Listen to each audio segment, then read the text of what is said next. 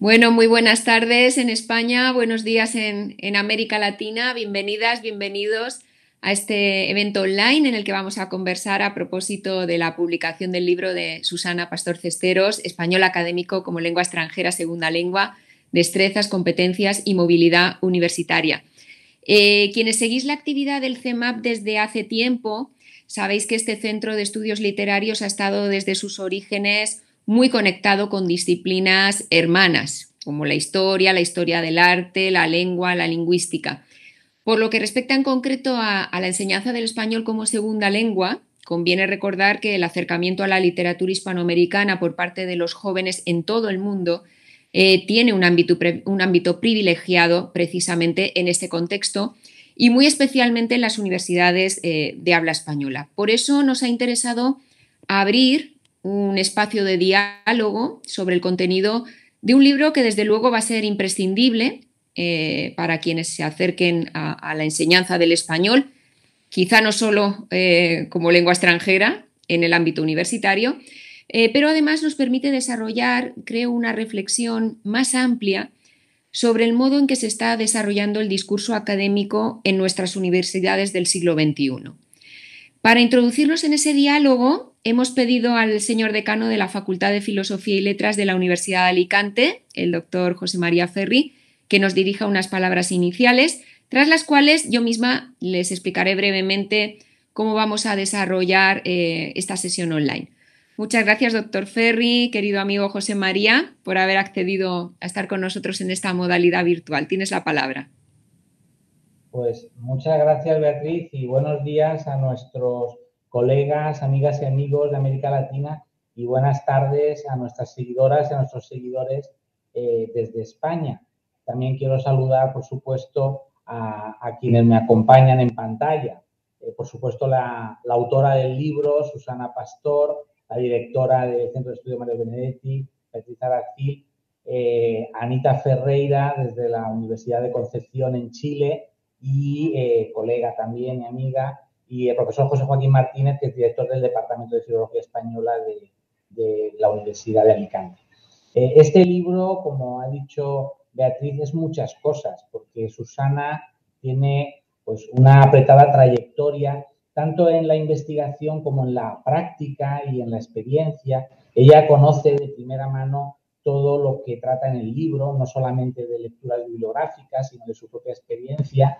Y creo que es una de esas obras que pocas veces nos encontramos en la que se resume una vida de trabajo y también una vida de investigación. Por eso las lectoras y los lectores de este libro van a disfrutar, porque el libro está contado no solamente como una investigación de campo, no solamente como una investigación bibliográfica, sino también como la experiencia de una carrera profesional. Por eso creo que el libro merece todos los elogios, todos los aplausos, y yo desde luego recomiendo encarecidamente su lectura para todo aquel que quiera utilizar el español en cualquiera de sus ámbitos. El español académico, el español profesional, el español como segunda lengua, el español como lengua extranjera, e incluso para quien no lo quiera usar, de forma profesional, sino simplemente para quien tenga curiosidad sobre las muchísimas utilidades y facetas de nuestra lengua común. Así que muchísimas gracias, Susana, por esta obra maravillosa. Te tengo que felicitar y dar la enhorabuena porque es un libro impresionante, y desde luego muchísimas gracias también al Centro de Estudio Literario Mario Benedetti por invitarme aquí, por ofrecerme la posibilidad de saludarlas y de saludarlos a todas y a todos ustedes. Así que disfruten ahora del diálogo, de la conversación que van a tener entre la autora Anita Ferreira y José Joaquín Martínez, y lean el libro, que seguro que va a ser muy, muy provechoso. Muchísimas gracias, buenos días y buenas tardes. Muchas gracias, señor decano. Vamos a empezar entonces este acto en el que no me corresponde a mí presentar a la doctora Susana Pastor, sino a José Joaquín Martínez Ejido, que es doctor en Filología Hispánica por la Universidad de Alicante, profesor titular de Lengua Española y actualmente director del Departamento de Filología Española, Lingüística General y Teoría de la Literatura de nuestra universidad. Es especialista en lexicología y lexicografía y desde hace más de una década imparte clases en el máster en español e inglés como lenguas extranjeras, segundas lenguas de la Universidad de Alicante. Es un excelente conocedor de la trayectoria académica de la profesora Susana Pastor. A continuación se unirá a la conversación sobre el libro Anita Ferreira, PhD en Inteligencia Artificial por la Universidad de Edimburgo, magíster en Artes con mención en Lingüística por la Universidad de Concepción y doctora en Lingüística por la Universidad Católica de Valparaíso. Ferreira es desde 1985 profesora de Estado en Español en la Universidad de Concepción en Chile, donde ha sido fundadora del programa de Español como Lengua Extranjera y en la actualidad es coordinadora del Grupo de Investigación ADELE, Adquisición y Enseñanza de Español como Lengua 1, Lengua 2, Lengua Extranjera, y directora de la revista de Lingüística Teórica y Aplicada de esta universidad. Ha dirigido más de 20 tesis de magíster, más de una decena de tesis doctorales en lingüística aplicada, ha publicado más de 60 trabajos entre artículos, libros, capítulos de libros sobre enseñanza de español como segunda lengua y algunos de ellos precisamente en colaboración con la propia Susana Pastor como máximas especialistas en este ámbito. Así que bueno, creemos que era la persona más adecuada para compartir con José Joaquín Martínez Ejido este diálogo. Durante la conversación, quienes lo deseen pueden ir escribiendo preguntas, comentarios en nuestro canal de YouTube, porque seguro va a haber un tiempo final para plantear esas preguntas o intervenciones de los asistentes. Así que bienvenidos, queridos José Joaquín, Anita y por supuesto Susana. A partir de este momento, el espacio virtual del CEMAP es vuestro. Pues muchas gracias, Beatriz. Bueno, en principio, buenas tardes a los que nos siguen desde acá y buenos días a los que nos siguen desde allá. Dadas las gracias al CEMAP por la oportunidad que nos brinda. Es cierto que ya presentamos este libro en la Universidad de Alicante y que ahí vimos, de forma presencial, vimos la posibilidad de hacerlo a través de ahora del CEMAP para que pues digamos, su difusión sea mayor, puesto que merece la pena. En el caso de Susana Pastor Cesteros, es compañera del departamento y amiga desde hace muchísimos años y creo que su trayectoria en función de lo que es la lingüística aplicada y sobre todo lo que es la enseñanza del español como segundas lenguas, es lo que en principio pienso yo que ha motivado ese tipo de libro, porque yo ya me atrevo a decir que es un libro en el que por supuesto, sin menoscabar el apartado más científico o el apartado más de trayectoria bibliográfica, lo que más llama la atención, o a mí me ha llamado más la atención, es que hay una gran carga de experiencia y de buena experiencia vertida en lo que son las líneas y capítulos del libro. Y si, como todos sabemos, podemos acceder a muchos datos y a muchas cuestiones porque están escritas en los libros, pero la experiencia, transmitir la experiencia quizás sea lo que más importancia tiene, porque si no es a través de este tipo de vehículos es muy difícil acceder a ese tipo de información. Bien, el libro, como se puede, ya habéis hablado y lo vamos a desarrollar en el diálogo, no voy a entrar mucho en su descripción, pues en principio tiene un título muy general, que es Español Académico como lengua extranjera L2, y ese español académico ya nos pone un poco en la pista de por dónde va a ir el tema.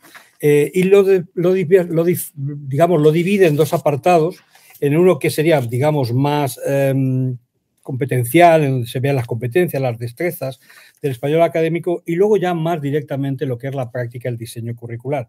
Y aquí es donde estaría lo que he intentado explicar antes, el hecho de que por un lado está todo lo que podemos saber porque lo hemos estudiado, lo hemos aprendido, estamos dentro de tradiciones literarias concretas o de géneros concretos, y luego está la parte práctica, que es la que te da la experiencia y la que te da realmente la posibilidad de hacer ciertas cosas.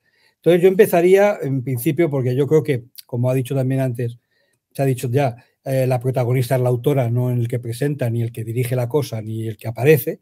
Yo le empezaría a preguntar a Susana, y aquí pues me atrevo un poco a abusar de la amistad y del conocimiento, es decir, yo le diría a ella, la primera cuestión es ¿por qué se pone a hacer este libro, publica este libro, escribe este libro, después de una trayectoria profesional como la suya en él? Es decir, ¿qué es lo que realmente significa en su trayectoria este libro y en este momento? Y también otra cosa muy curiosa que también es importante, ¿por qué en esta editorial?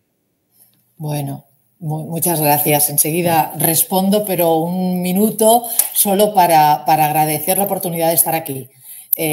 Lo han dicho las personas que me acompañan en esta mesa virtual, pero quiero dar explícitamente las gracias a Beatriz Aracil, directora del Centro de Estudios Iberoamericanos Mario Benedetti, por la oportunidad, por la idea de presentar el libro en este formato. Espero que llegue a muchas personas. Por supuesto, al decano, el señor decano de la facultad, José María Ferri, colega y amigo, y también a las personas con las que conversaremos. El protagonismo es conjunto. José Joaquín Martínez Ejido, el director del Departamento de Filología Española, y Anita Ferreira, de la Universidad de Concepción. Gracias a todos por compartir esta tarde y, sobre todo, a las personas que nos escuchen ahora o en diferido, por la atención que muestran con respecto al español académico. Dicho este agradecimiento, quisiera responder a la pregunta de la manera más sintética que pueda. En realidad, quienes me conocéis sabéis, lo acabáis de comentar, pues que gran parte de mi trayectoria académica ha estado relacionada con el español como lengua extranjera.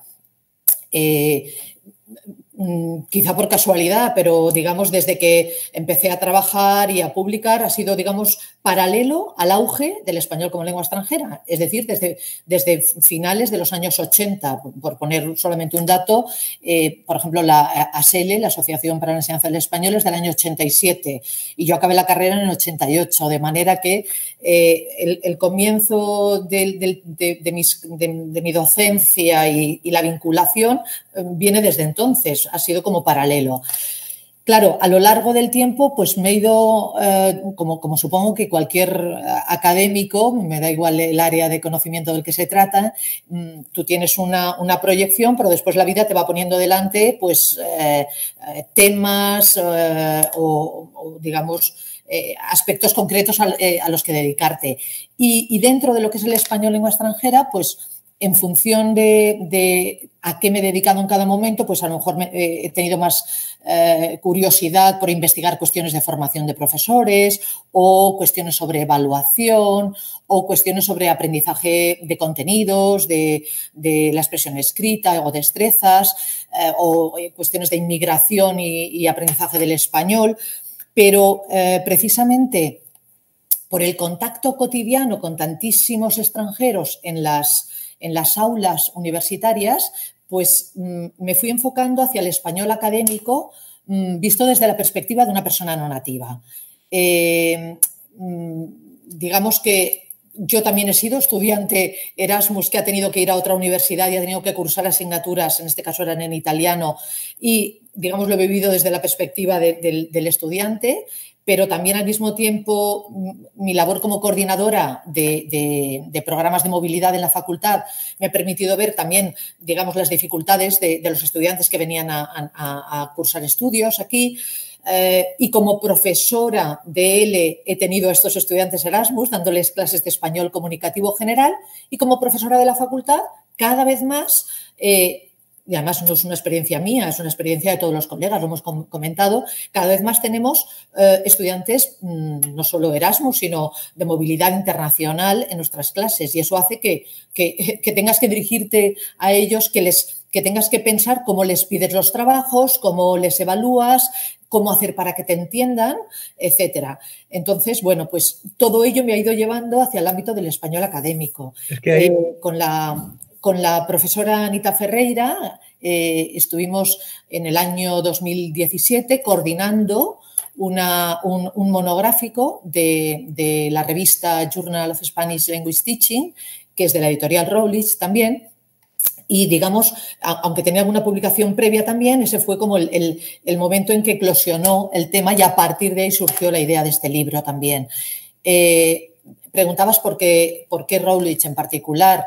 Bueno, este es uno de los motivos, ¿no? El hecho de haber trabajado ya con ellos en este monográfico y también había tenido la oportunidad de publicar algún capítulo del libro también en otros manuales de esta misma editorial, en la Enciclopedia de Lingüística Hispánica, que aunque era un capítulo sobre español lengua extranjera de manera muy general, pero ya era esta editorial. Y después en 2 handbooks, uno sobre metodologías, un manual sobre metodología, recursos en L, que codirigió Javier Muñoz Bassols con Lisa Gironzetti y Manel Lacorte, y después en un tercero que era sobre también un manual de lingüística aplicada al español, también en Routledge. Entonces, digamos que ella estaba familiarizada con el modo de trabajar de esta editorial, que todos sabéis que es muy prestigiosa, también muy exigente, también hay que decirlo.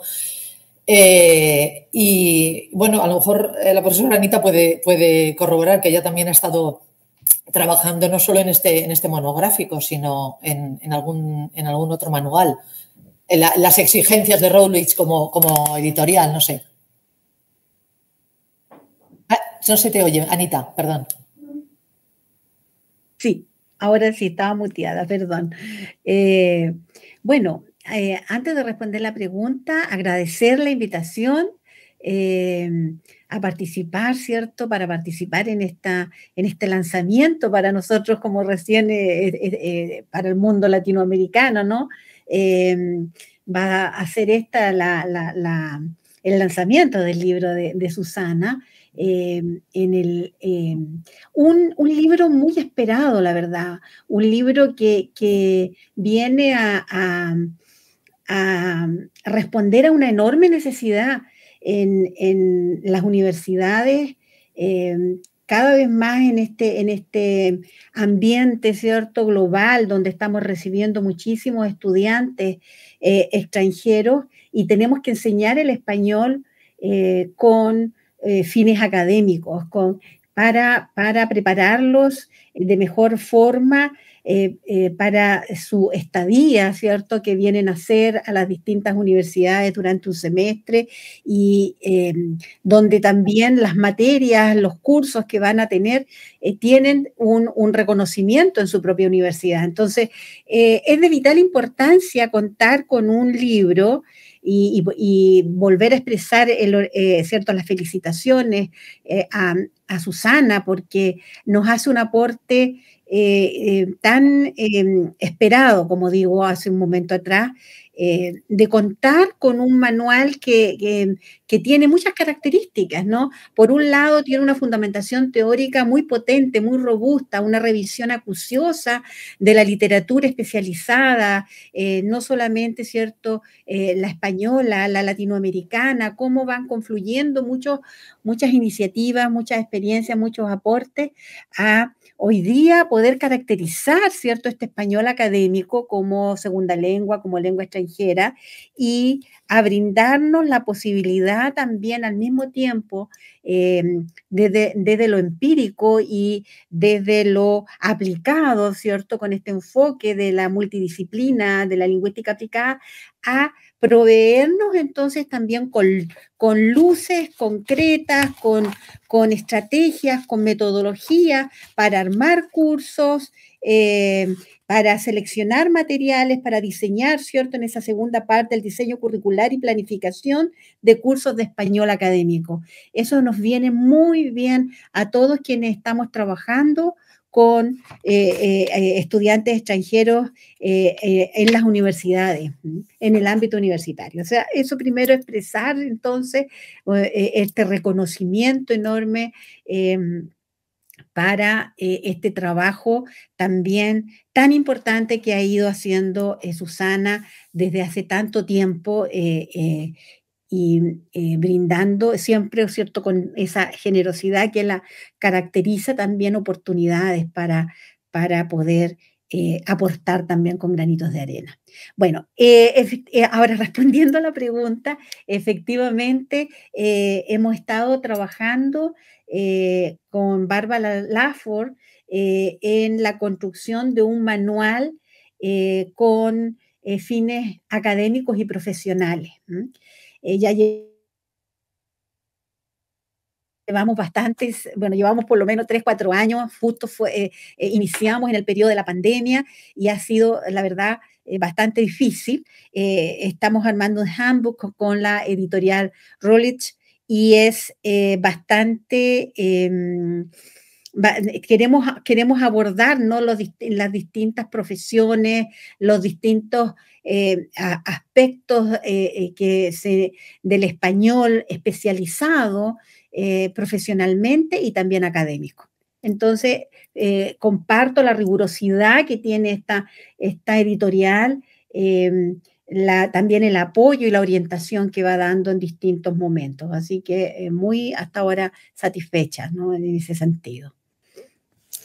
Pues muy bien, yo creo que hemos situado bastante bien el punto de partida del libro. Tenía una pregunta también para hacérsela a Susana, pero creo que la habéis respondido, porque a los que estamos en este trabajo, el título iba muy bien, y me perdonáis un poco el sentido del humor, hasta el final. Es decir, cuando dice español académico como lengua española, como lengua extranjera, perdón, L2, destrezas, competencias, y ahí aparecería, uno espera otra cosa y aparece movilidad universitaria, ¿no? Es un poco lo que ha explicado ya Susana, no vamos a entrar, porque realmente yo creo que la clave del libro está en este sintagma, ¿no? En el de movilidad universitaria, que es lo que un poco habéis explicado y que no vamos a entrar, pero desde luego en el título llama la atención. Dime. Si me permites, José Joaquín, por aclarar un poco más, porque entiendo que a lo mejor uno esperaba que fuera todo lingüístico, pero precisamente por lo que habéis comentado, que es cierto que yo he escrito este libro desde la experiencia, casi me atrevería a decir desde las entrañas, es decir, desde el día a día de vivir la situación con los estudiantes extranjeros en las aulas universitarias, ojo, o sea, en asignaturas de contenido, que esa es la particularidad.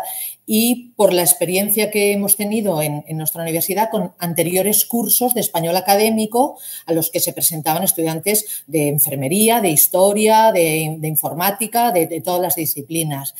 Entonces, lo que tenían en común todos ellos eran que eran estudiantes de movilidad. En realidad, esto, si yo hubiera trabajado, qué sé yo, en Alemania, podría haber llegado a este tipo de reflexiones, pero lo hubiera hecho pensando en pues, los estudiantes que hubiera tenido, que a lo mejor salían o no salían al extranjero. Pero como con la gente con la que yo he trabajado, justamente eran asiáticos, americanos o europeos en programas de movilidad, es lo que me ha guiado todo el tiempo. Continuamente estaba pensando en ellos. No, sí, precisamente es por eso que yo creo que es un acierto el incluirlo en el título, porque aunque al principio choca, porque uno vería destrezas, competencias y actitudes, o cualquier otra cuestión que tenga que ver con este tipo de cuestiones, así, digamos, interesantes de todo lo que es el español lengua extranjera. Entonces, al aparecer movilidad universitaria, te da la clave de lo que va a ser el libro, desde dónde está hecho el libro y por qué se ha hecho este libro de esta manera, ¿no? Entonces, sería un poco llamativo que desde el propio título ya aparezca lo que hemos subrayado desde el principio, al menos por mi parte, lo que es la experiencia de muchos años de buen trabajo en español, lengua extranjera, ¿no? Vamos a entrar ya en el libro, ¿no? Porque vamos a entrar ya en cuestiones ya más concretas para que las personas que se acerquen a él sepan un poco también qué se van a encontrar en concreto, ¿no? Porque yo ya he dicho que en el libro se percibe claramente tu trabajo docente, ¿no? Es decir, de la estructuración de cada uno de los capítulos, pues aunque en principio supongo que esto también tiene que ver un poco con las exigencias editoriales, etcétera, ¿no? De cómo hacer determinados manuales, pero claro, la presentación, preguntas para la reflexión previa, apartados de contenidos con esquemas y figuras, actividades, recapitulando, bibliografía y bibliografía, es decir, lo que sería una trayectoria perfecta de lo que es planteamiento de cada este capítulo, pero ahora lo que yo te plantearía y que pudieses respondernos es, en principio, hemos hablado de la autora y la motivación de la autora y demás, pero ¿cuál sería el destinatario primero de este libro? Es decir, ¿quién va a leer este libro y lo va a aprovechar realmente? Y luego, yo, no sé, a lo mejor me equivoco, pero creo que aunque hay un destinatario primario, por llamarlo, por hacer una especie de jerarquía, sí que es cierto que yo creo que hay otros destinatarios implícitos en el libro.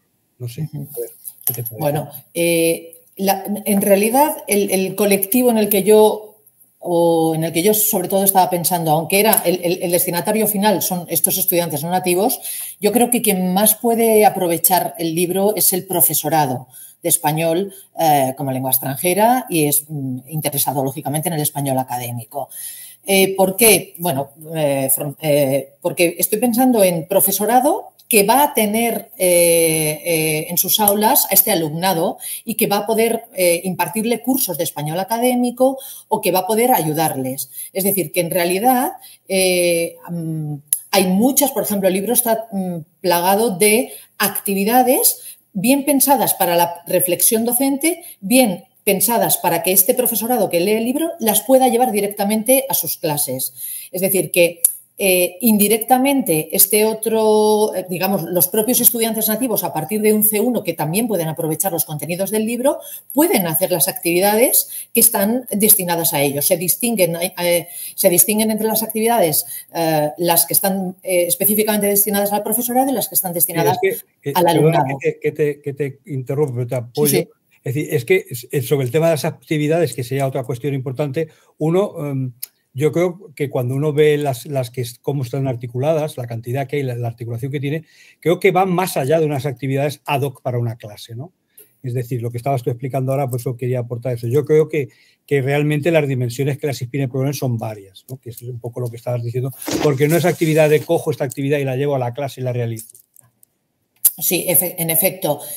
Fijaos, como bien has dicho, la primera parte del libro, que es de destrezas y competencias, tiene un primer capítulo en el que se presenta el español académico desde una perspectiva global, el fenómeno de la variación en el discurso académico, y a continuación hay un capítulo más sobre, digamos, aspectos puramente lingüísticos, gramática, léxico de especialidad, construcciones sintácticas, uso de tiempos verbales, una cuestión, digamos, más lingüística. Y después hay un capítulo dedicado a géneros orales académicos, otro capítulo a géneros escritos académicos y otro capítulo sobre competencia intercultural académica. Claro, os imagináis, el contenido es amplísimo, pero, por ejemplo, con los géneros yo no he abarcado todos los géneros académicos, orales o escritos.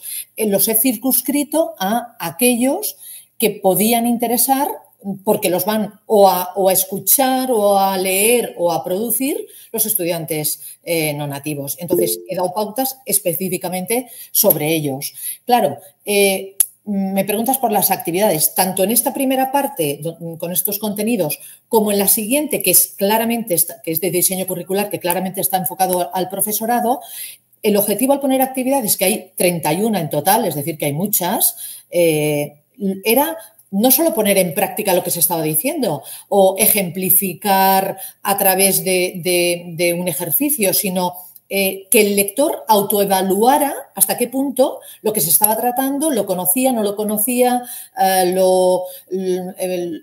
le puede ser útil, no le puede ser útil. Es decir, que hay actividades que las puede hacer quien lee directamente o actividades que las puede llevar al aula el profesor o el docente.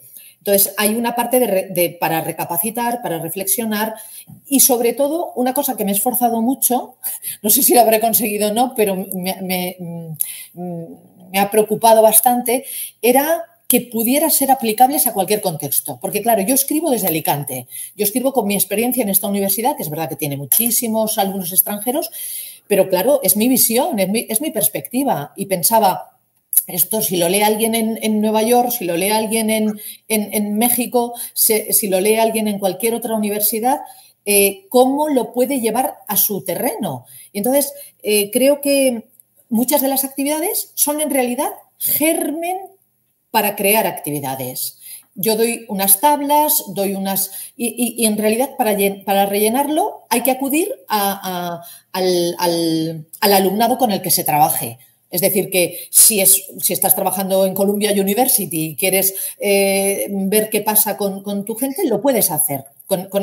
Son como patrones, como tipologías de actividades que puedan ser llevadas a la práctica en cualquier contexto. Y también he de decir que, vamos, prácticamente todas o en su formato han estado testadas previamente, porque en las 8 ediciones de cursos de español académico que hemos hecho, hemos tenido oportunidad de trabajar con gente de distintas disciplinas y de distintas nacionalidades, y esto, lógicamente, ha sido un pilotaje que me ha permitido, pues, pensar qué podría ser útil y qué no.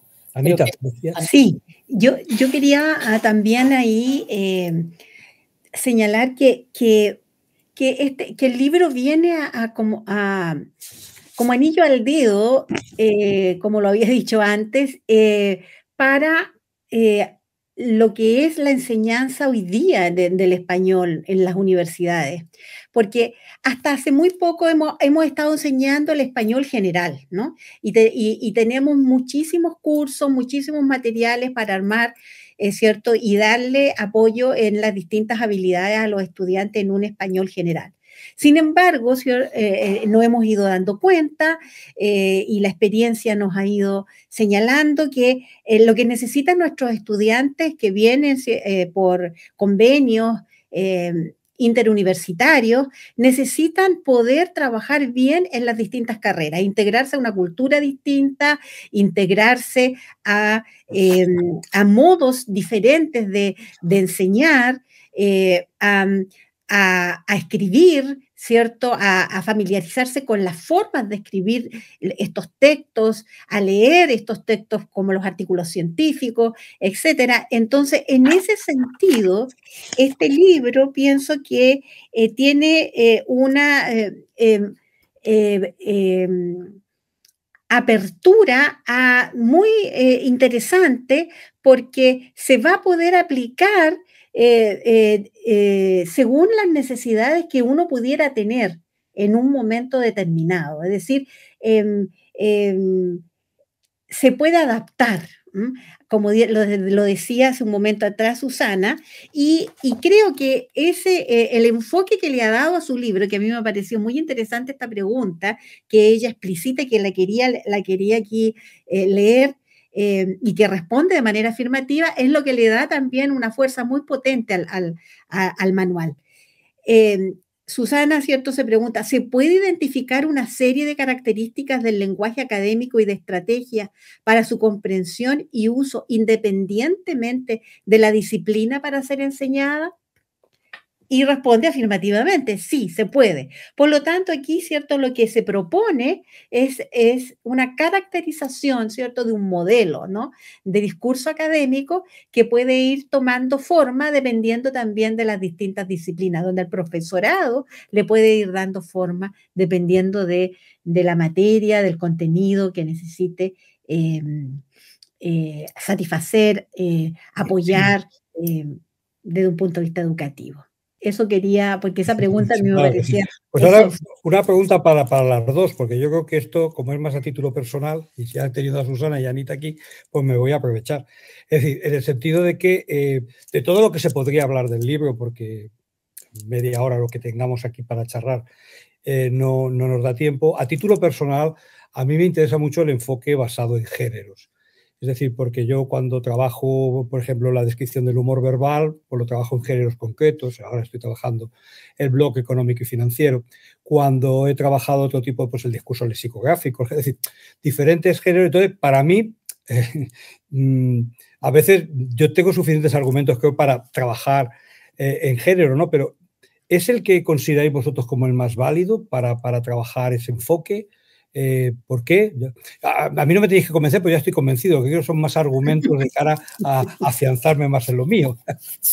Bueno, puedes contestar las dos, en este caso las dos como profesionales de esa bueno, temática. Por mi parte, bueno, el hecho de que la segunda parte del libro, que se titula Diseño curricular y planificación de cursos de español académico, el que un capítulo sea sobre análisis de necesidades, pero el siguiente directamente es el enfoque basado en géneros académicos, el propio hecho de que incluya, luego hay otro de materiales y recursos y otro de feedback y evaluación. Este es el libro para el que no lo haya visto. Pues el hecho de que le dedique un capítulo creo que es bastante indicativo de la importancia que yo le concedo. Creo que tratándose de discursos especializados y de discursos académicos, lo que se ha venido en llamar la pedagogía de género desde los años 80 aproximadamente, pues considero que es la idónea, es la pedagogía idónea porque te permite aprender la lengua no desde un punto de vista abstracto, sino desde los géneros característicos de la disciplina con la que se trabaje o del ámbito profesional o académico desde el que se trabaje. Entonces, eso tiene ventajas desde el punto de vista del estudiante. Por ejemplo, pues que es un aprendizaje significativo porque el estudiante está trabajando con los textos de sus carreras, de su grado, por ejemplo, en los cursos de español académico los enfocábamos con el material que ellos traían. Es que tengo que entregar tal trabajo, es que me van a pedir un trabajo de fin de grado con estas características. Y a partir de ese perfil es a partir del que se trabaja. Claro, es verdad que hay muchísimo escrito sobre rasgos de cada uno de los géneros académicos, pero en ningún momento se parte de una plantilla de características como de manera fija, porque además esto es cambiante. O sea, el discurso académico es hipercambiante. Cambia en una lengua, cambia según la disciplina, cambia según los países, incluso según las universidades o incluso según el estilo de lo que demande el profesor. Pero dentro de ese cambio continuo, en lo que se trabaja en la pedagogía de género es en hacer que el propio alumno sea capaz de identificar en dónde están los movimientos retóricos que identifican al género. Eso ya lo estableció muy bien George Wales al hablar del concepto de género, de comunidad discursiva, que todo el mundo comparte unos conocimientos, aunque sean movibles, pero comparte unos conocimientos de qué es una tesis doctoral, por ejemplo, y cómo hay que hacerla, y qué se espera de cada uno. Y entonces, bueno, aparte de que esta pedagogía también viene avalada por todos los estudios de inglés académico. Entonces, yo creo que por todos esos motivos considero que es un enfoque muy útil para trabajar con alumnado no nativo en español. No sé, Anita, si está de acuerdo. Yo estoy totalmente de acuerdo. Pienso que hoy día es un constructo teórico, de alguna manera, el género, el concepto de género, ¿cierto? Es un constructo que es obligado, no es un sine qua non, es un referente que tenemos, con el cual tenemos que trabajar de manera también metodológica y estratégica. Tiene este concepto, ¿cierto? La gracia de articular, ¿no? Lo que por un lado es la lengua, digamos, como estructura, por otra parte el discurso, el uso, ¿no? Y en un contexto o estructura social. Entonces, por eso también es un fenómeno muy dinámico, como lo señala muy bien Susana, que va cambiando a través del tiempo en una misma comunidad, ¿cierto? Profesional, en una misma comunidad académica y que también hoy día cambia muchísimo a raíz, ¿cierto?, de la tecnología, ¿no? De cómo hoy día estamos hablando de géneros que tienen que ver con discursos digitales, ¿no? Con un género digital, o sea, es decir, donde las características, esta estructura, estas plantillas, también podríamos decir, van a devenir de lo que es estar escribiendo, leyendo, estudiando en un ámbito profesional, en un ámbito académico, con los nuevos discursos, ¿no? Así que en ese sentido estoy completamente cómoda también con este concepto. Yo es que ya os digo, lo he trabajado mucho también en el máster, a la hora del máster de segundas lenguas de aquí de Alicante, al ser profesor de expresión y comprensión lectora y expresión escrita, y creo que es una herramienta válida porque al final ese constructo social lo hacemos siempre a través de determinados tipos textuales y que evidentemente el género nos puede ayudar. Bien, pues como siempre buscamos cosas que nos puedan ayudar a desarrollar nuestro trabajo mejor, ¿no? También, de igual manera, lo de leer y escribir textos académicos, sobre todo teniendo en cuenta las diferencias culturales y los procedimientos entre los diferentes países y lenguas, ¿cómo se aborda estas cuestiones a la hora en el libro? ¿Puedes poner algún ejemplo de esa complejidad real que intenta exponer y explicar a todos los niveles? Sí. Ana. Bueno, a la competencia intercultural. Esto es una cuestión compleja, muy compleja. Sí, mucho, ciertamente. Pero a la competencia intercultural académica le dedico todo un capítulo que recuerdo que estuve discutiendo, pensando si merecía, porque había mucho contenido, pero creo que lo merece del todo, porque todo el uso de la lengua se sustenta sobre una base pragmática que muchas veces no está explícita, pero que en realidad es la que domina el uso, la comunicación universitaria. Entonces,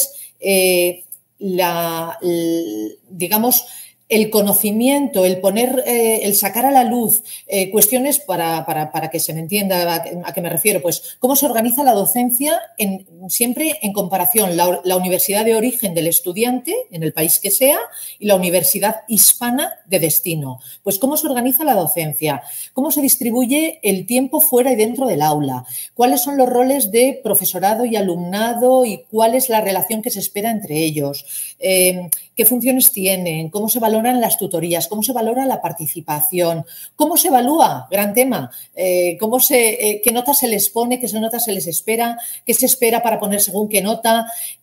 Por la experiencia de todos estos años, muchos de estos aspectos son fuente de conflictos en ocasiones, de malentendidos culturales.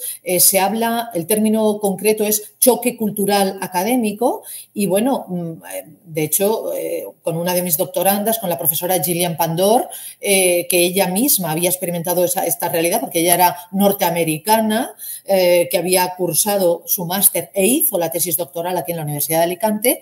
Y este era el tema de su tesis, ella misma lo había vivido en carne propia. Por ejemplo, las expectativas con las que ella llegaba respecto a la atención que esperaba del profesorado, al seguimiento que no tuvo o a la manera de ser calificada, porque a pesar de que ella había corrido, digamos, el riesgo de hacer una asignatura más difícil, que era junto con todos los españoles, y de ser una excelente alumna y de tener un muy buen nivel y tener una nota muy buena en todo su expediente, lo que puede pasar es que al ser evaluada por profesores españoles que valoren otro tipo de cosas, a lo mejor no le tengan en cuenta el nivel de lengua, que no es exactamente el mismo, y a lo mejor le ponen una nota, por ejemplo, en España, un notable, un 8 sobre 10, que para el profesor español es una buena nota, pero a lo mejor en su trayectoria baja el nivel y supone una merma en su currículum. Esto, que es una cosa anecdótica, es un ejemplo del contraste entre expectativas y entre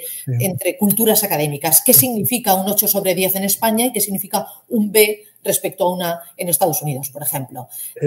Todo eso es cierto, porque yo tengo la experiencia de haber trabajado bastantes años para alumnos norteamericanos, estadounidenses en concreto, y hasta que yo me adecué a los que son los ritmos de las clases, la teoría práctica, porque aquí somos muy prácticos y parece que ellos también sean, no lo sea.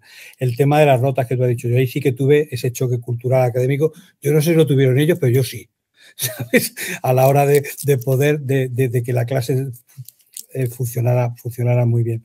Pues si ya tenemos esta cuestión en el caso de... Un segundo, José Joaquín, sí, solamente apuntar que la manera como se enfoca estas cuestiones no es solamente decir lo que hay, sino enfocarlo desde el punto de vista de sacarlo a la luz, no solo saber la existencia, sino evitar este choque y cómo se puede evidenciar. O sea, muestro resultados de investigaciones que dan datos sobre el tema, porque hay mucha gente que piensa que esto de la cultura como que no es tan importante como la lengua, y luego, sobre todo, hacer consciente al estudiante no nativo que está en otra universidad, que va a haber otra tradición, realidad, y cómo acostumbrarse a ella. Sí, perdona. Anita. Sí, yo lo que quería agregar es que en referencia a ese trabajo, en la revista de Lingüística Teórica y Aplicada publicamos, ¿no? Parte de esa investigación y quería también aquí recordarla, el choque cultural académico del alumnado estadounidense en la Universidad Española en el volumen 55 del año 2017, para que también ahí vayamos articulando. Entonces, está la publicación de Susana. Es algo muy importante. Como ha dicho Susana, a veces parece que todo tenga que ser lengua y que lo de la cultura queda para leerlo los textos, ¿no? Y no, estamos hablando de lo que son las relaciones personales, de lo que son las relaciones, la dinámica que se plantea en las clases, en los cursos, y esto es muy importante porque si esa dinámica funciona bien, las clases funcionarán bien. Y si esa dinámica no funciona muy bien, pues a lo mejor parte del esfuerzo tanto de nuestros alumnos, nuestro alumnado como el nuestro propio, puede verse mermado, ¿no? Y es una lástima, por eso es bueno que se evidencie y que se deje como algo verdaderamente importante. Todo esto es muy difícil, porque si aquí estamos hablando del ámbito español de España, sino también todo el resto del mundo, lo que se intenta se intenta, en este caso, sería ver un poco cómo se plantea este tipo de cuestiones en cada país, ¿no? En este caso, pues a lo mejor Anita, Susana, podrías tener más conocimiento Sí, bueno, de lo que porque sería en una Chile. dificultad, hablando de cultura académica, como bien dices, José Joaquín, es las diferencias entre países. Claro. Fijaos que el reto... Aquí hablamos de España y parece que... Exacto. Yo, como decía antes, mi experiencia es desde España, pero en todo momento en el libro insisto en universidades de habla hispana. Universidades hispanoamericanas junto con las españolas y claro, es un riesgo por mi parte. Yo conozco un poco, obviamente no tanto como las personas que están trabajando allí, puedo conocer un poco la realidad mexicana, chilena, argentina, pero claro, son muchas universidades. Entonces, el modo en que yo enfoco esta cuestión, aparte de leer y citar a todas las autoras, y digo autoras porque la mayoría son mujeres lingüistas, que en toda Latinoamérica son muy potentes y muy numerosas y con un trabajo muy válido sobre español académico en L1 y en L2, pues aparte de conocer este trabajo que ellas han hecho, también autores, por supuesto, el hacer muchas actividades de contraste. Muchas actividades de contraste para ver qué es lo que cambia en un país o en otro, aunque estemos todos hablando de español. Porque, claro, estamos hablando de español académico y sin tener en cuenta ya la cuestión de la variedad dialectal, la cuestión de la variedad de géneros según los países, pues es un tema que me ha preocupado a lo largo de todo el libro y lo he tenido presente. De hecho, continuamente en cada capítulo he ido citando según lo que se sabe en México, en Colombia, en tal otra. No sé, a lo mejor desde la perspectiva chilena, ya que tenemos aquí la oportunidad de tener a una docente de Allende los Mares, a lo mejor como tú lo puedes enfocar. Anita. Bueno, pienso que hemos estado desarrollando y preocupados, ¿no? de cómo integramos, cómo hacemos una mejor inclusión, diríamos hoy día también, ¿cierto? Lingüística, lingüística y comunicativa, ¿no? Sociocultural de los estudiantes extranjeros. Los estudiantes extranjeros muchas veces tienen estereotipos de los países latinoamericanos, ¿no? Y, por ejemplo, llegan a nuestro país, a Chile, o cuando estamos con las entrevistas al inicio, ¿no? Y la evaluación, y entonces nos comentan, bueno, lo primero que nos ha resultado anecdótico es que pensábamos que Chile era un país caribeño, o sea, que en realidad se iban a encontrar de alguna manera, ¿cierto?, con un clima mucho más caluroso, con palmeras, pero luego enfrentan entonces una ciudad como la nuestra, Concepción, con la Universidad de Concepción, donde el clima es bastante más frío, y incluso, bueno, en verano nosotros tenemos, claro que con esto del calentamiento global ha ido cambiando muchísimo también, tenemos que decirlo, pero normalmente temperaturas, ¿cierto?, muy agradables, en un promedio de 25 grados como máximo, era lo que acostumbrábamos, ¿no? Entonces, por otro lado, vienen muchas veces también, ¿cierto?, con experiencias de una relación entre alumno-profesor en la universidad que se diferencia muchísimo del trato en general del chileno, dirían. Primero partiendo, ¿cierto?, por la cultura chilena, ¿no?, que tiene como esto de amistoso, de ayudar, de siempre estar muy servicial y que bueno, que es compartido también con Latinoamérica en general. Y entonces ellos se sorprenden muchísimo que los profesores universitarios chilenos estén tan preocupados de cómo ellos se sienten, de cómo ellos se van adaptando, de cómo ellos se van integrando, de qué necesitan, de alguna manera explicarle, de darse el tiempo para recibirlo. Entonces, marca diferencias que son muy interesantes y que para las cuales, sí, Susana, tenemos que estar preparados. Vale. No, quería apuntar una cosa que no sé si ha quedado claro y me interesa por el foro en el que estamos manifestarlo públicamente. Creo que todos los estudios sobre español académico como segunda lengua beben muchísimo del trabajo inmenso que se ha hecho en Latinoamérica, también respecto al español académico como L1. Particularmente estoy pensando en trabajos de Paula Carlino sobre alfabetización académica, en trabajos de Luciana Tale, de Estañaro, de Federico Navarro. En México es muy, en la UNAM en particular, es muy loable el trabajo del CEPE, en particular de Marta Jurado y de Mendoza. Arturo Mendoza. En temas de evaluación. Ellos tienen el único certificado de español académico en el ámbito académico para extranjeros que hay en todo el ámbito hispano, y además ya hace años que está y han desarrollado investigación sobre la certificación del español académico. Quiero decir que hay mucho trabajo realizado y es muy, muy útil y de él nos hemos nutrido todos. Sí, Beatriz.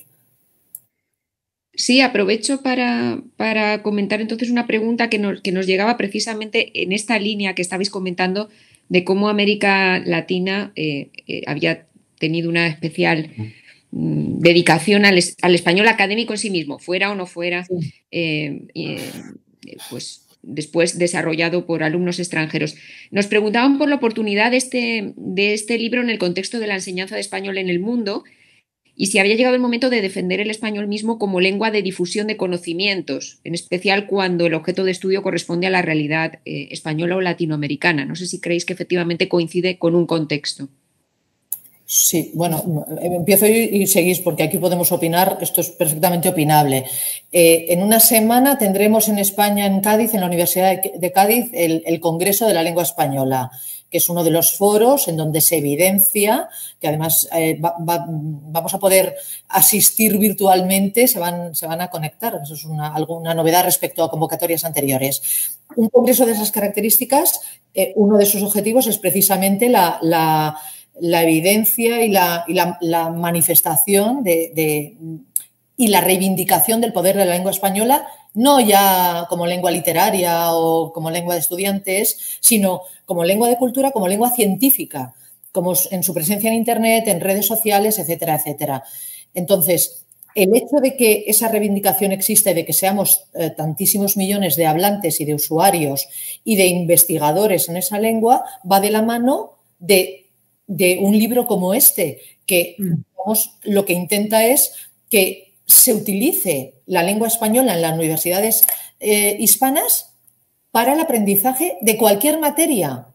No estudiantes que les interese el español por otros motivos, sino estoy estudiando arquitectura en Cuba y utilizo el español académico. Estoy estudiando historia en donde sea, en Valparaíso, y utilizo el español académico. Entonces, en mi opinión, absolutamente sí. Reivindico el uso como lengua de comunicación científica, como lengua de publicación en revistas internacionales, como lengua de comunicación universitaria y como lengua de prestigio, por supuesto. No sí, yo estoy totalmente de acuerdo. Creo que el contar con obras, ¿no?, que estén apoyando el desarrollo del español académico implica entonces preparar mejor también a los estudiantes, no solamente extranjeros, sino que a los estudiantes nativos del español, para la transmisión del conocimiento. Y para la difusión del conocimiento, entonces científico, ¿no?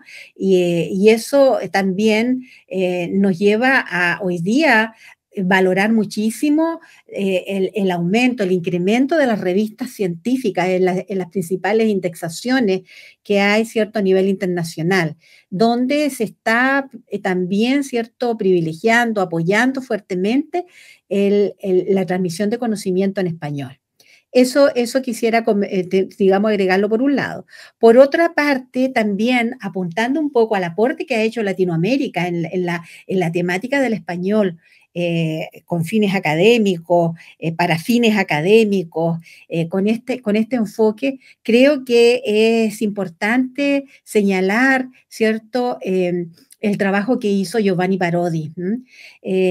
Giovanni Parodi es uno de los, yo mencionarlo, pero por supuesto, sí, de los generadores, pero potentes, robustos en esta temática, con toda su mirada también muy actualizada desde una lingüística de corpus, utilizando, ¿cierto?, todas las herramientas tecnológicas para la caracterización de los diferentes tipos de géneros discursivos en el ámbito, ¿cierto?, de las ingenierías, en el ámbito de la medicina, que ha hecho, y también con la cátedra UNESCO, ¿no?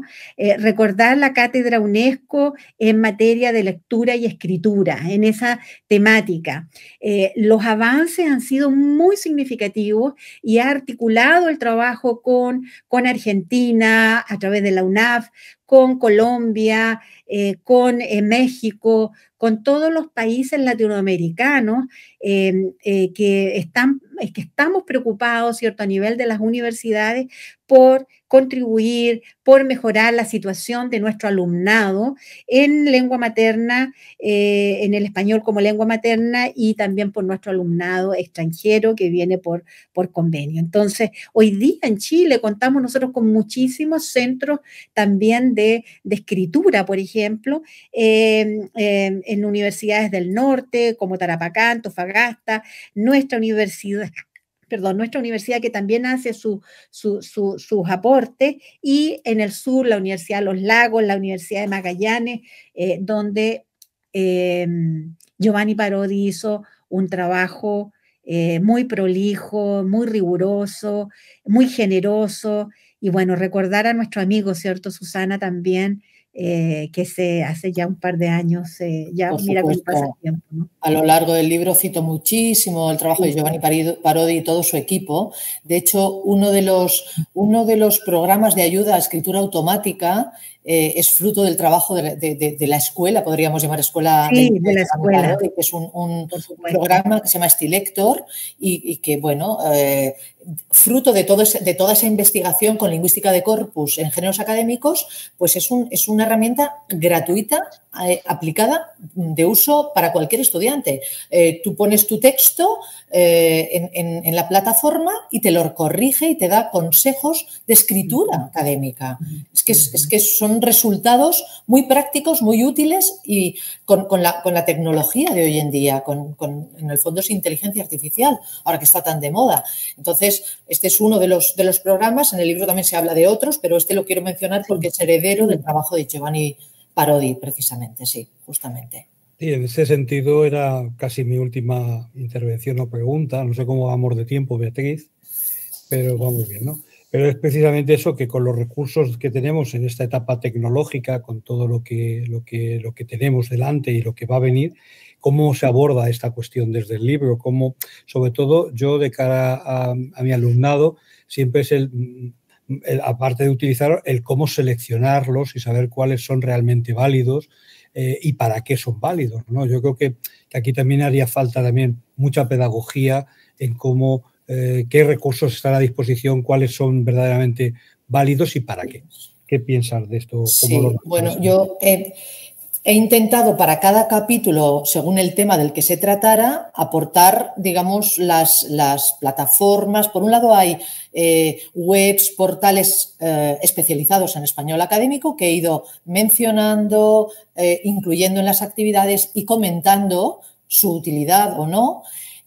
Por otro lado, hay también actividades que trabajan, pues, por ejemplo, con esta herramienta de ayuda automática a la escritura, como es Stilector, pero también hay otras dos que he incluido bastantes. Una se llama ARTA, que es herramienta de ayuda a la redacción de trabajos académicos desde la Universidad de La Coruña, y el otro es Artext, que también es resultado de un equipo que trabaja con inteligencia artificial y está enfocado, también de acceso gratuito, está enfocado a la mejora de los textos, tanto administrativos como especializados en medicina, turismo y trabajos de fin de grado, por tanto, también trabajos de fin de máster.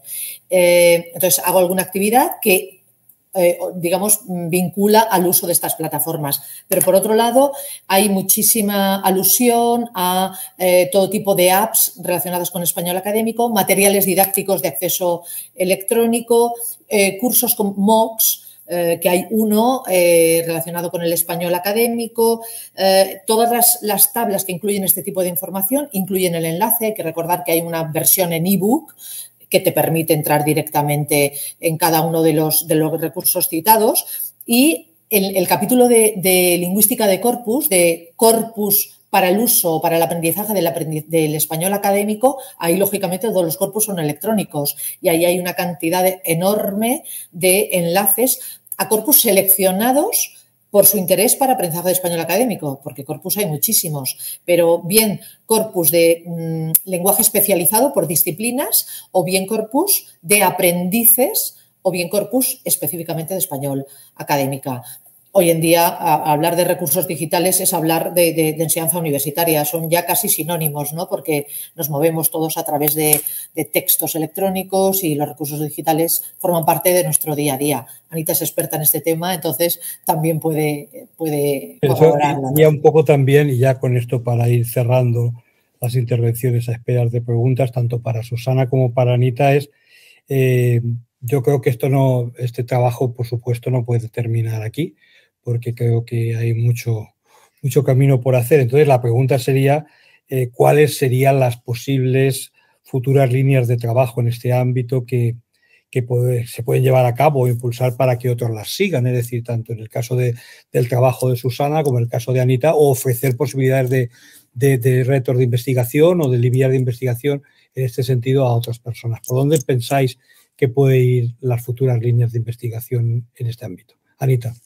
Sí, bueno, yo pienso que hoy día tenemos que considerar que no podemos enseñar, como decía Susana muy bien, no podemos enseñar el español sin también pensar a la vez que lo tenemos que hacer con tecnología, que en nuestras metodologías de enseñanza tenemos que incluir, integrar la tecnología. ¿Y por qué? Porque nuestros estudiantes lo están haciendo, es decir, es su modo de trabajar, ¿no? Entonces, no podemos nosotros negarnos a eso ni de alguna manera hacer abstracción. Por el contrario, lo que creo que el gran desafío está precisamente en estos géneros discursivos digitales, en cómo nosotros incorporamos en un futuro, ¿cierto?, el mejorar la habilidad de la escritura, mejorar la habilidad de la comprensión lectora, de la expresión oral, de la comprensión auditiva, usando también, ¿cierto?, los discursos que ellos están hoy día utilizando de manera mucho más frecuente y de manera mucho más también motivada, natural, ¿no?, auténticamente. Entonces, el desafío es cómo vamos a ir integrando, porque ya está también, ¿cierto?, vino para quedarse después, como dijimos, ¿no? Vino para quedarse después de la pandemia, el concebir que la enseñanza se haga de una manera híbrida, semipresencial, donde hay cierto número de clases presenciales, pero también hay un trabajo más autónomo de parte del estudiante para el que debemos prepararlo, que puede ser, ¿cierto?, a partir de link, ¿cierto?, a donde se va a ampliar el contenido, donde se va a ejemplificar el contenido, a plataformas más sofisticadas. Hoy día estamos trabajando con el desarrollo de plataformas que nos permitan esa modalidad híbrida de trabajo para enseñar el español, las lenguas, las segundas lenguas, para enseñar, ¿cierto?, este español académico. Y como también lo decía muy bien Susana, y lo manifiesta y lo plasma muy bien en su libro, desde la lingüística de corpus hoy día podemos también enriquecer mucho nuestro trabajo metodológico, porque por un lado están ahí los diferentes tipos de discursos, para aprovecharlos, están en la red, ¿cierto?, auténticamente, para tomarlos y poderlos llevar a la clase, para poderlos trabajar, y además de manera actual, ¿no? Que eso es muy importante. Y por otro lado, ¿cierto? Está también este trabajo de una lingüística de corpus, pensando en los corpus de aprendices, ¿no? Que nos van dando mucha información de sus necesidades, de sus limitaciones, de sus problemáticas lingüísticas. La lingüística de corpus en el ámbito de los aprendices, podemos nosotros, ¿cierto?, recolectar corpus en estos contextos de enseñanza en los que estamos trabajando y estudiar esos corpus para precisamente tener, elaborar estrategias de feedback correctivo, como también están en el libro, muy bien ahí decantadas, y poder ir dando la retroalimentación, lo que ellos necesitan en los aspectos que se requiere para un mejor uso de la lengua en estos contextos. Ese claramente es una línea de investigación futura, sobre todo pensando en quien, si alguien entre quien nos escucha tiene ganas de investigar, tiene ganas de seguir trabajando, por supuesto, el hacer trabajos empíricos a partir de los textos de los propios aprendices, ahí hay un filón impresionante, ahí hay mucho trabajo por hacer. La elaboración de corpus y el estudio de los ya existentes, por géneros. Pero luego hay otra parte que a lo mejor para docentes más de a pie en el aula también puede resultarle muy atractivo, que es la creación de materiales. Hay mucho campo por recorrer respecto a la creación de materiales didácticos por especialidades o por géneros o por necesidades de países, es decir, que ahí también hay otro filón. Luego, a nivel institucional, también una línea de trabajo futura que yo creo que es necesaria, y aprovecho que está aquí el decano de la facultad para mencionarlo, aunque ya lo hemos hablado en alguna ocasión, tiene que ver con la política lingüística de las universidades respecto a al requisito lingüístico para la aceptación y el intercambio de alumnado. Ese es un tema crucial. Aquí estamos hablando de aprendizaje del español académico, pero cuando llegan a nuestras universidades se les exige un requisito, no se les exige, qué implica esto, con qué nivel vienen, qué consecuencias tiene para el modo en que lo ven los profesores. Ahí hay un tema de política interuniversitaria, porque yo siempre he defendido que no sea algo de una sola universidad, sino al menos que a nivel nacional y si pudiera ser a nivel hispano hubiera un cierto acuerdo. Que no sé, bueno, iba a decir, no sería tan difícil. No sería tan difícil desde el punto de vista de establecer las opiniones, pero sería muy difícil de ejecutar. Pero yo no pierdo la esperanza. Por ejemplo, hay un organismo, el CICELE, del que Anita y yo somos representantes de las respectivas universidades, respecto a la evaluación del español comunicativo. Pues si todas las universidades hispanas se ponen de acuerdo con la evaluación del español, ¿por qué no nos vamos a poner de acuerdo respecto al requisito lingüístico que podamos exigir o al menos recomendar que se hable de ello? Ese es otro filón. Y luego también otra línea de investigación futura tiene que ver con el estudio contrastivo de las tradiciones académicas, culturales, de diversas lenguas y países, con datos empíricos, siempre con investigación. Hay mucho trabajo. Es un campo apasionante. Animo a todos. Trabajo se ve que hay mucho. Pues, bueno, pues yo creo que ya hemos llegado al final. Yo lo único que os diría para ya cerrar el apartado nuestro de diálogo es si entre todo lo que hemos comentado pues hay algo que queréis añadir, que yo haya podido omitir a lo largo del guión o cualquier cosa, es decir, cualquier cosa que realmente os parezca importante y que no hayamos hecho alusión en esta tarde, esta charla. ¿Alguna cosa, Anita, que se te ocurra o Susana? Yo solo dar las gracias y señalar también, cierto, que nuestra Universidad de Concepción está muy abierta a continuar en este trabajo que hacemos con Susana para seguir también conectada y con la Universidad de Alicante, ¿no? A establecer relaciones a través de proyectos y poder en esa vía. Y invitar también a todos quienes nos están viendo y a los próximas audiencias que nos va, cierto, probablemente también a escuchar, a ver, para que lean este libro, compren este libro, yo lo quiero decir así, porque realmente va a ser de gran ayuda, un excelente apoyo para un trabajo serio, un trabajo metodológicamente muy pulcro, ¿no? en la enseñanza del español académico.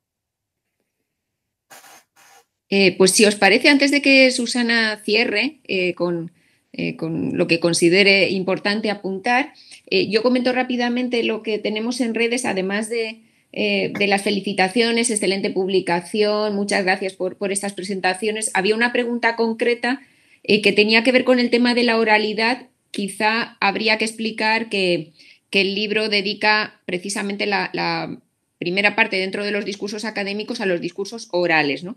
Y entonces dice que sí, y la pregunta es un poco general, creo. ¿Crees que la formación en español académico oral está en un nivel distinto dependiendo de los países de lengua española? Que es que en este caso quizá no todos los países ya de partida, ¿no?, tienen una formación. Bueno, es que hay que partir de la base de que la oralidad con respecto a la escritura académica ya está en otra situación. Yo le dedico el capítulo de géneros orales está antes que el de géneros escritos y digo explícitamente por qué comenzar con los orales. Y es ya una reivindicación de la importancia de la oralidad académica. Claro, dependerá también de los países, pero, por ejemplo, cada vez más evaluamos a nuestros estudiantes a través de presentaciones académicas orales, a través de trabajos en grupo que tienen que exponer a los compañeros, exámenes orales. Es decir, que aunque tradicionalmente la escritura académica se lleva la palma de los estudios, o sea, yo no te sé decir con exactitud, pero aproximadamente el 90% de lo que hay publicado de la bibliografía sobre español académico hace referencia a escritura académica y a lectura y escritura. Se está trabajando también, pero en menor medida, y por eso hay que recuperar el tiempo. Yo le digo, ya digo, un capítulo entero sobre presentaciones académicas orales, hay trabajos doctorales, hay mucha material didáctico con recomendaciones a los estudiantes extranjeros, porque si los nativos ya tienen sus dificultades, imaginaos también en el caso de una persona no nativa. Pero creo que es imprescindible. O sea, para mí está al mismo nivel o más, porque la interacción en el aula pasa por la oralidad, la evaluación cada vez más pasa también por la oralidad, y entonces hay que prepararla como cualquier otra destreza. Totalmente. Sí. No sé si hay otra pregunta. No, muchísimas gracias, porque eran esas las intervenciones. Muchas gracias. Bueno, pues para, digamos, cerrar un poco, no sé si cierro yo o no, pero yo sí que quería, aparte de dar las gracias, por supuesto, a todas las personas, no son solo las que están presentes en la pantalla, sino a todos los que nos escuchen, quisiera apelar a que me escribiera quien tuviera información, sugerencias, comentarios acerca del contenido del libro, su propia experiencia, porque obviamente no lo puedo conocer todo, entonces seguro que habrá profesorado que nos esté escuchando, que pueda decir, pues yo en mi universidad tengo este colectivo de estudiantes, tenemos estos problemas o hacemos este tipo de cursos, experiencias con centros de escritura, o centros de recursos, no nos ha dado tiempo a hablar mucho, pero por ejemplo en la Universidad de Alicante tenemos un centro que se llama CRETA, Centro de Recursos para la elaboración de trabajos académicos, destinado específicamente al alumnado extranjero de la universidad. José María Ferri, el decano, lo conoce muy de cerca porque nos ha apoyado desde el principio, desde la normativa. Cuesta implantarlo porque ciertamente nos falta tradición de recurrir a tutorías, pero estamos en la brecha y seguiremos con ello. Pero otras muchas universidades tienen centros de escritura o centros de recursos para todo el colectivo, por tanto se incluye el alumnado extranjero junto con el nativo, y creo que ese también es un campo de muchísima utilidad y que puede beneficiar tanto a quien solicita una tutoría para mejorar su discurso académico como para el que ayuda y comparte e imparte esa tutoría. En definitiva, que yo estoy contenta de poder haber sacado este libro y de compartirlo con todos ustedes, los que nos escuchan, y con vosotros, compañeros y colegas. Gracias por compartir nuestro tiempo conmigo y con este libro. Pues muchísimas gracias, Susana, muchas gracias, José María, José Joaquín, Anita. Creo que ha sido una sesión sumamente enriquecedora. Creo que ya solamente nos queda, pues eso, acercarnos al libro, animar a nuestros alumnos también, a nuestros alumnos y alumnas a que se acerquen a ese libro. Sí, yo también lo tenía por aquí para enseñarlo, efectivamente, porque puede ser motivo de reflexión para muchas cosas, como hemos visto, y no solamente para esos alumnos extranjeros que llegan a nuestras universidades, sino también para nosotros, para ver cómo impartimos la docencia, cómo enseñamos a nuestros propios alumnos a moverse en el ámbito académico, a dar esos primeros pasos en el ámbito académico. Así que creo que efectivamente puede ser sumamente sugerente. Muchas gracias a los 4 por acompañarnos y bueno, un gusto. Hasta siempre.